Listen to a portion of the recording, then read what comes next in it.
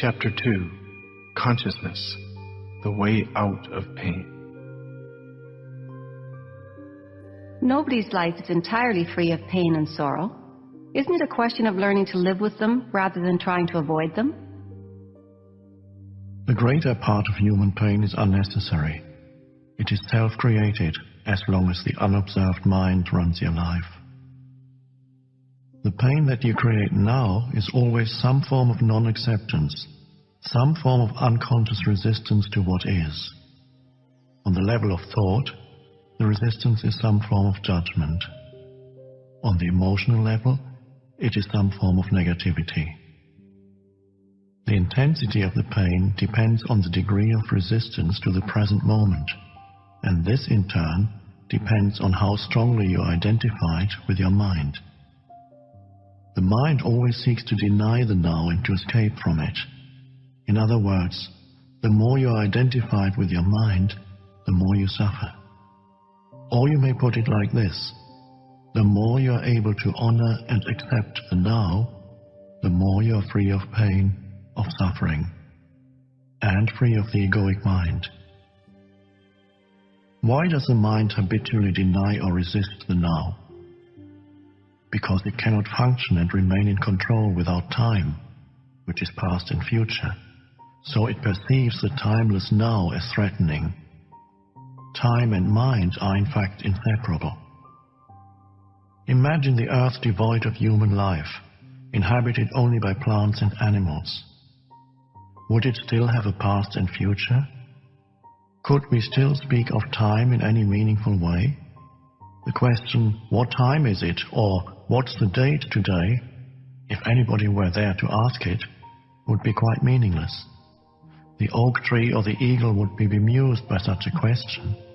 What time, they would ask? Well, of course, it's now. The time is now. What else is there? Yes, we need the mind as well as time to function in this world, but there comes a point when they take over our lives, and this is where dysfunction, pain, and sorrow set in.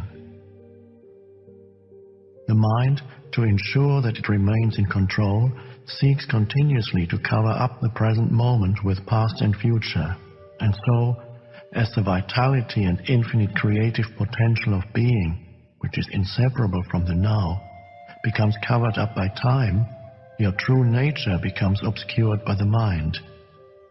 An increasingly heavy burden of time has been accumulating in the human mind.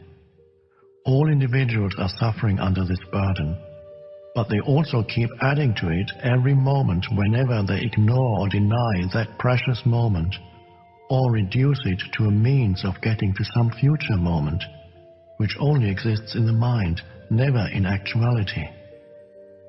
The accumulation of time in the collective and individual human mind also holds a vast amount of residual pain from the past.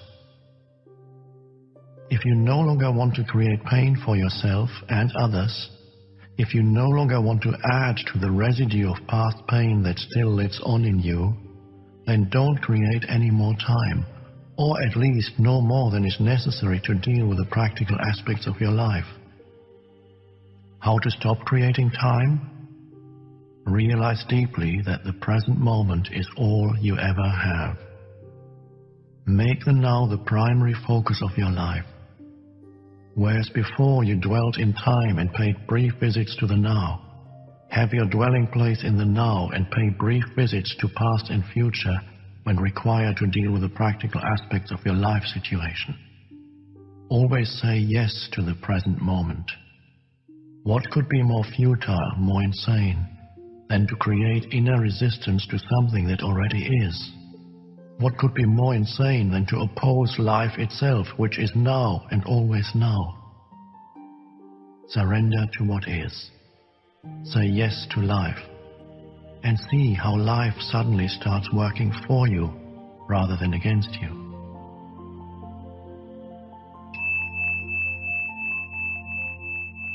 The present moment is sometimes unacceptable, unpleasant, or awful. It is as it is. Observe how the mind labels it and how this labeling process, this continuous sitting in judgment, creates pain and unhappiness. By watching the mechanics of the mind, you step out of its resistance patterns, and you can then allow the present moment to be. This will give you a taste of the state of inner freedom from external conditions, the state of true inner peace. Then see what happens and take action if necessary or possible. Accept, then act. Whatever the present moment contains, accept it as if you had chosen it. Always work with it, not against it. Make it your friend and ally, not your enemy. This will miraculously transform your whole life.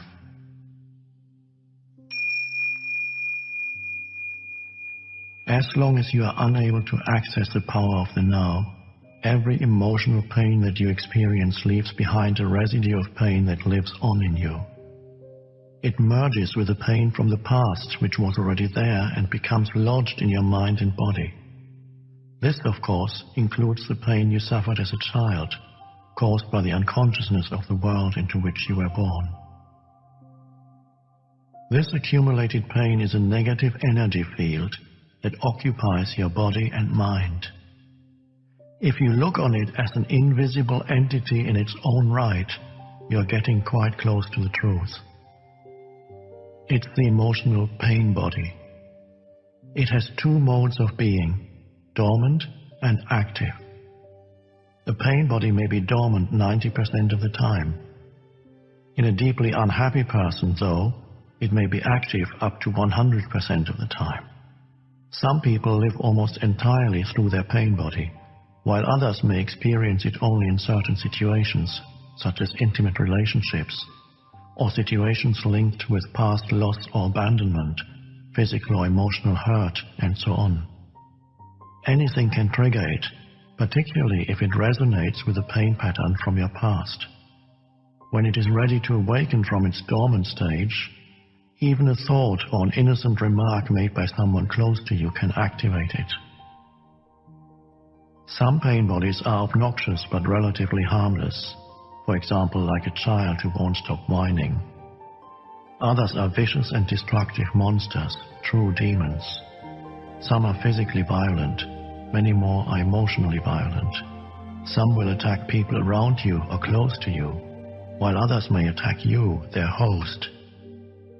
Thoughts and feelings you have about your life then become deeply negative and self-destructive.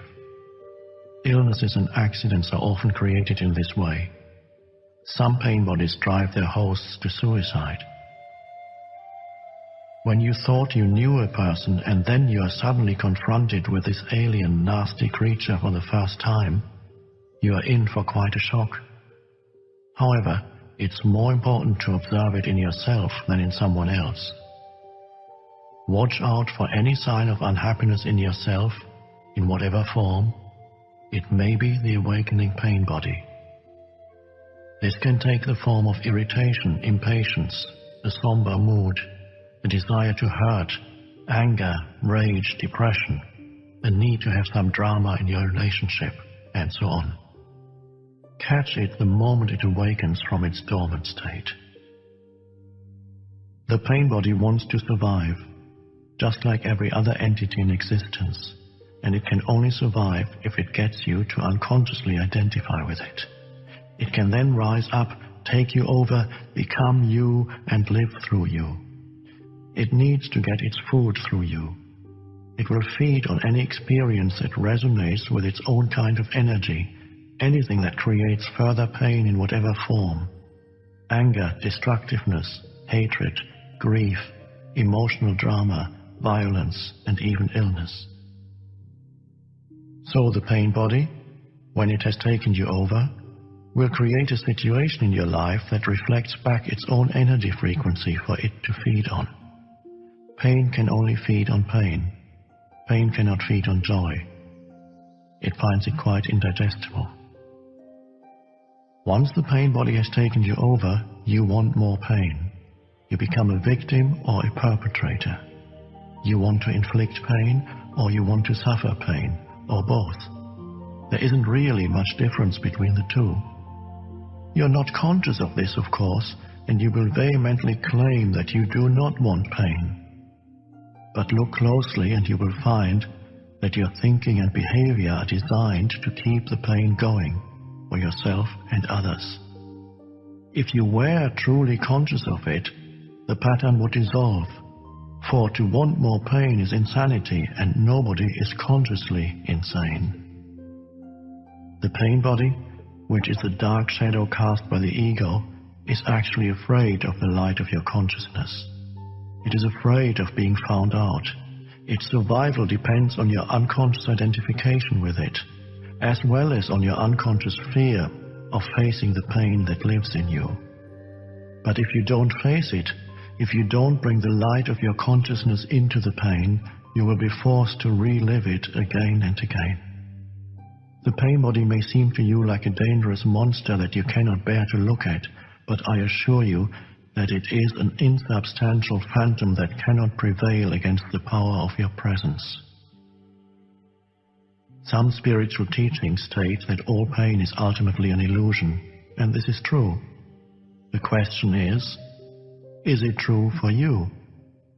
A mere belief doesn't make it true. Do you want to experience pain for the rest of your life and keep saying that it is an illusion? Does that free you from the pain? What we are concerned with here is how you can realize this truth, that is, make it real in your own experience. So the pain body doesn't want you to observe it directly and see it for what it is. The moment you observe it, feel its energy field within you and take your attention into it, the identification is broken. A higher dimension of consciousness has come in. I call it presence. You are now the witness or the watcher of the pain body. This means that it cannot use you anymore by pretending to be you, and it can no longer replenish itself through you. You have found your own innermost strength. You have accessed the power of now. What happens to the pain body when we become conscious enough to break our identification with it? Unconsciousness creates it. Consciousness transmutes it into itself. St. Paul expressed this universal principle beautifully. He said, "Everything is shown up by being exposed to the light, and whatever is exposed to the light itself becomes light."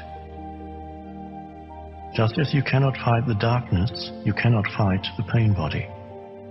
Trying to do so would create inner conflict and thus further pain. Watching it is enough.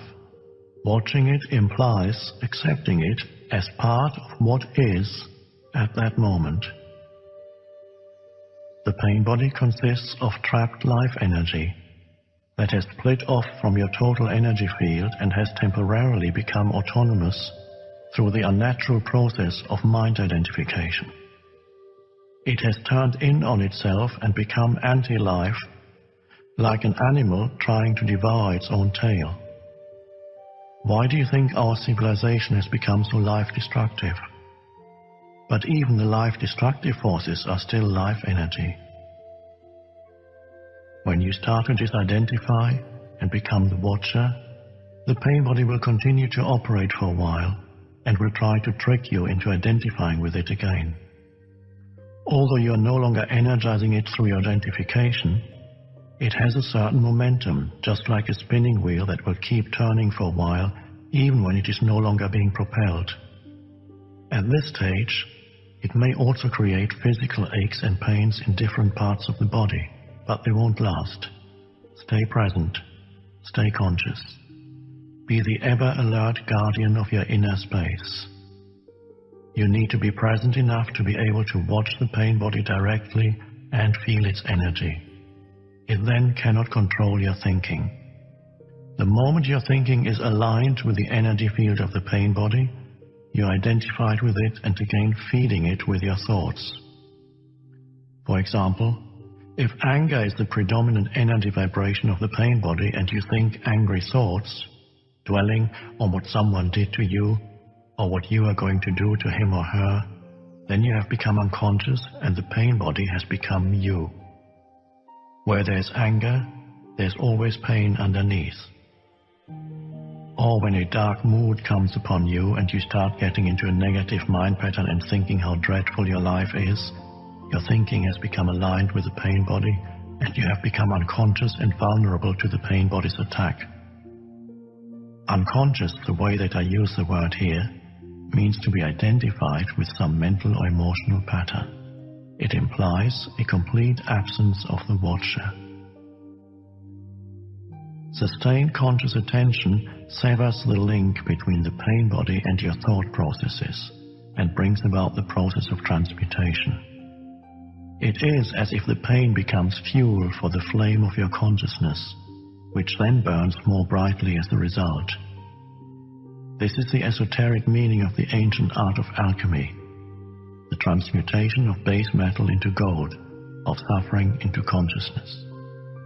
The split within is healed, and you become whole again. Your responsibility then is not to create further pain. Let me summarize the process. Focus attention on the feeling inside you. Know that it is the pain body. Accept that it is there. Don't think about it. Don't let the feeling turn into thinking. Don't judge or analyze. Don't make an identity for yourself out of it. Stay present and continue to be the observer of what is happening inside you. Become aware not only of the emotional pain, but also of the one who observes, the silent watcher. This is the power of the now, the power of your own conscious presence. Then see what happens.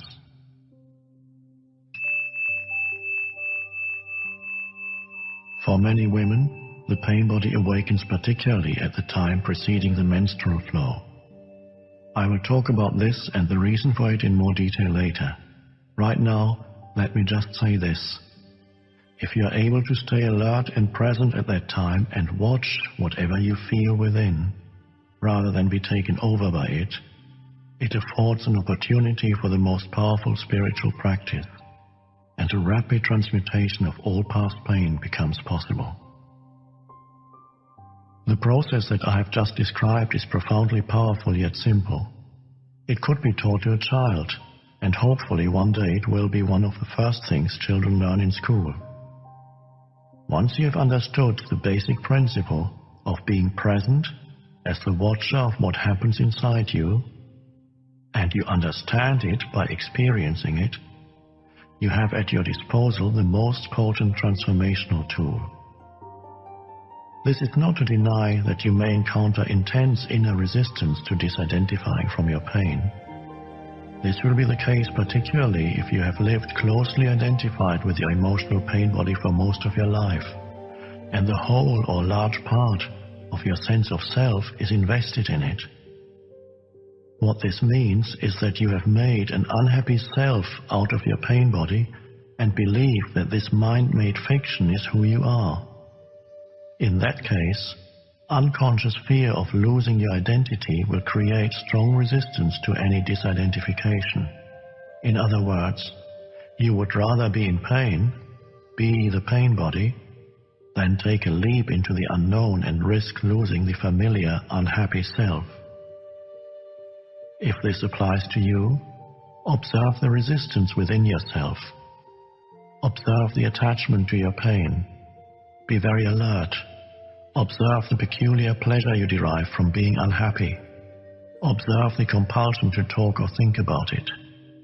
The resistance will cease if you make it conscious.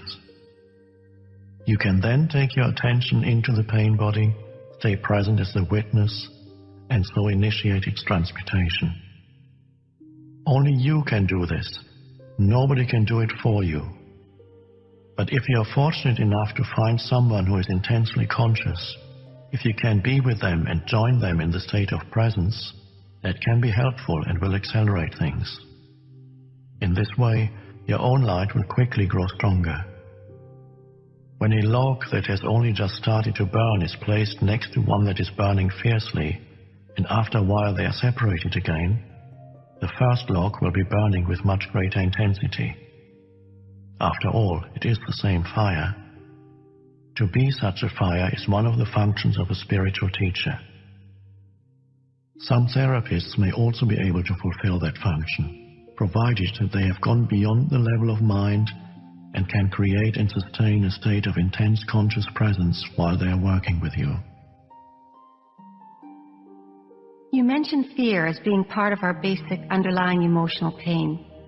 How does fear arise? And why is there so much of it in people's lives? And isn't a certain amount of fear just healthy self-protection? If I didn't have a fear of fire, I might put my hand in it and get burned.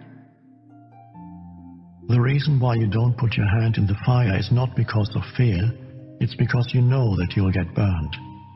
You don't need fear to avoid unnecessary danger, just a minimum of intelligence and common sense. For such practical matters, it is useful to apply the lessons learned in the past. Now, if someone threatened you with fire or with physical violence, you might experience something like fear. This is an instinctive shrinking back from danger, but not the psychological condition of fear that we are talking about here. The psychological condition of fear is divorced from any concrete and true immediate danger. It comes in many forms: unease, worry, anxiety, nervousness, tension, dread, phobia, and so on. This kind of psychological fear is always of something that might happen, not of something that is happening now. You are in the here and now, while your mind is in the future. This creates an anxiety gap. And if you identify it with your mind and have lost touch with the power and simplicity of the now, that anxiety gap will be your constant companion. You can always cope with the present moment, but you cannot cope with something that is only a mind projection. You cannot cope with the future. Moreover, as long as you are identified with your mind, the ego runs your life, as I pointed out earlier. Because of its phantom nature, and despite elaborate defense mechanisms, the ego is very vulnerable and insecure, and it sees itself as constantly under threat. This, by the way, is the case even if the ego is outwardly very confident. Now remember that an emotion is the body's reaction to your mind. What message is the body receiving continuously from the ego, the false mind-made self? Danger. I'm under threat. And what is the emotion generated by this continuous message? Fear, of course. Fear seems to have many causes. Fear of loss, fear of failure, fear of being hurt, and so on. But ultimately, all fear is the ego's fear of death, of annihilation. To the ego, death is always just around the corner. In this mind-identified state, fear of death affects every aspect of your life. For example, even such a seemingly trivial and normal thing such as the compulsive need to be right in an argument and make the other person wrong, defending the mental position with which you have identified, is due to the fear of death. If you identify with a mental position, then if you are wrong, your mind-based sense of self is seriously threatened with annihilation. So you as the ego cannot afford to be wrong. To be wrong is to die. Wars have been fought over this, and countless relationships have broken down. Once you have disidentified from your mind, whether you are right or wrong makes no difference to your sense of self at all. So the forcefully compulsive and deeply unconscious need to be right, which is a form of violence, will no longer be there. You can state clearly and firmly how you feel or what you think, but there will be no aggressiveness or defensiveness about it. Your sense of self is then derived from a deeper and truer place within yourself, not from the mind. Watch out for any kind of defensiveness within yourself. What are you defending? An illusory identity, an image in your mind, a fictitious entity. By making this pattern conscious, by witnessing it, you disidentify from it. In the light of your consciousness, the unconscious pattern will then quickly dissolve. This is the end of all arguments and power games. which are so corrosive to relationships. Power over others is weakness disguised as strength. True power is within, and it is available to you now.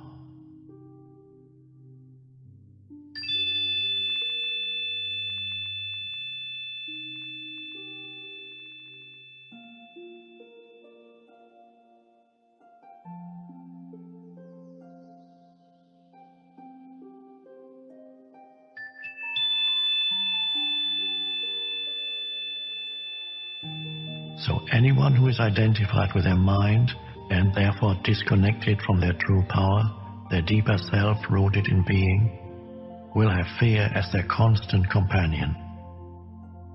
The number of people who have gone beyond mind is as yet extremely small, so you can assume that virtually everyone you meet or know lives in a state of fear.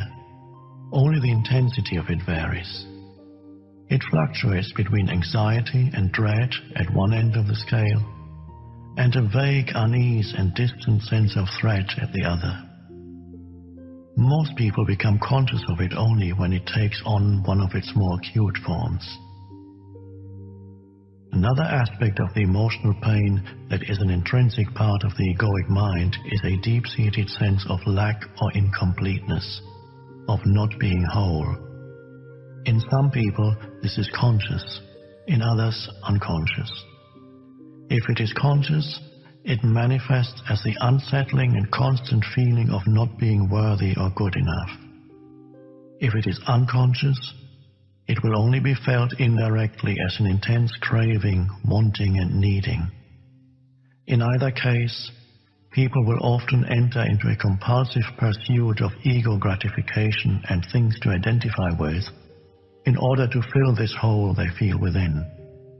So they strive after possessions, money, success, power, recognition, or a special relationship, basically so that they can feel better about themselves, feel more complete. But even when they attain all these things, they soon find that the hole is still there, that it is bottomless. Then they are really in trouble because they cannot delude themselves anymore. Well, they can and do, but it gets more difficult. As long as the egoic mind is running your life, you cannot truly be at ease. You cannot be at peace or fulfilled, except for brief intervals when you obtained what you wanted, when a craving has just been fulfilled.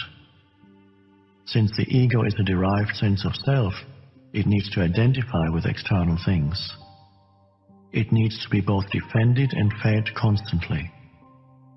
The most common ego identifications have to do with possessions, the work you do, social status and recognition, knowledge and education, physical appearance, special abilities, relationships, personal and family history, belief systems, and often also political, nationalistic, racial, religious, and other collective identifications.